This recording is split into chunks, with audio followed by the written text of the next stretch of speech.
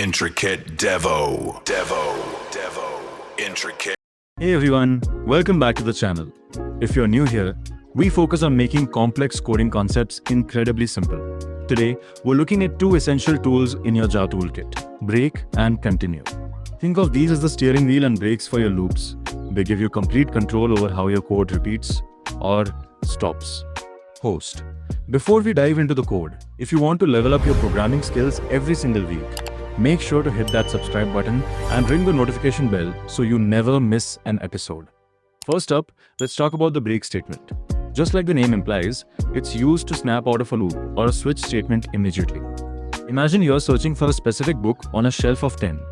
Once you find it, you don't need to keep checking the rest of the shelf, right? You stop. That's exactly what break does. In a loop, the moment the program hits a break, it terminates the loop entirely and moves straight to the next line of code outside of it.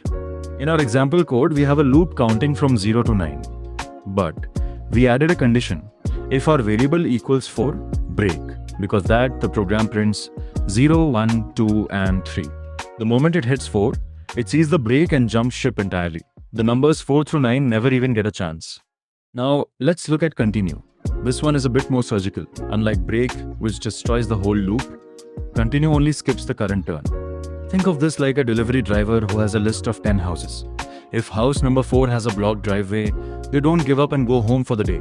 They just skip that specific house and move right on to number 5. They continue their route. Looking at our second code example, we're counting to 10 again. But when our counter hits 4, the continue statement tells Java, hey, stop what you're doing for this specific turn, skip the print command, and go straight back to the top of the loop for the next number. The result? You get 0, 1, 2, 3, a gap, and then 5, 6, 7, 8, and 9. Only the number 4 was left out in the code. To wrap it all up, here is your quick cheat sheet. Use break when you want to exit the loop entirely. It's your emergency exit button. Use continue when you just want to skip a step and keep going. It's your skip add button.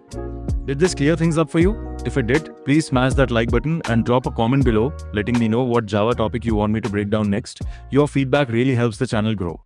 Thanks for watching, keep experimenting with your code, and I'll catch you in the next video. Happy coding!